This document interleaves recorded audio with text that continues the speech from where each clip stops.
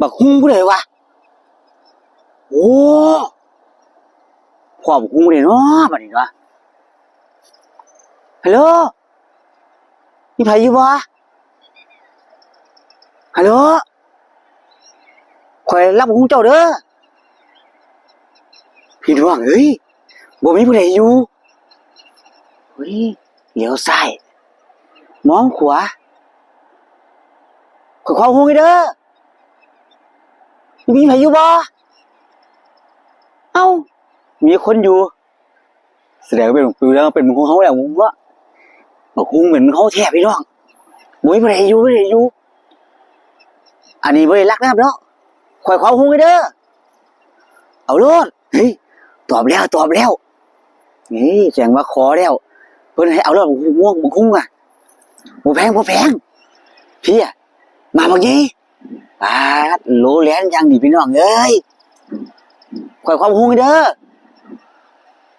บ่อยู่บ่ตอบแสดงว่าเพิ่นให้แล้วข่อยขอแล้วบ่มีผู้ใดอยู่ตัวเลี้ยวซ้ายมองขวากันนะวะนี่บ่ฮู้มักไงวะเอ๊ะเสร็จข่อยแท้บ่ฮู้มักนี่ฮัลโหลบ่มีประโยชน์บ่มีบ่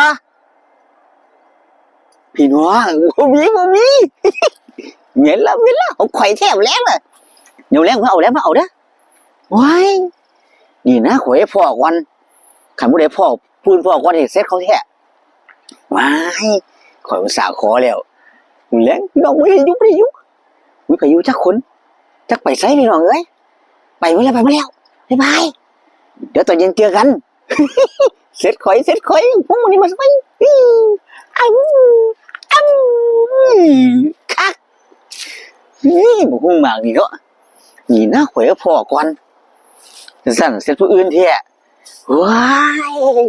ของมักของชอบเลยตำบักหุ่งนี่บ๊ายบายสวัสดีครับ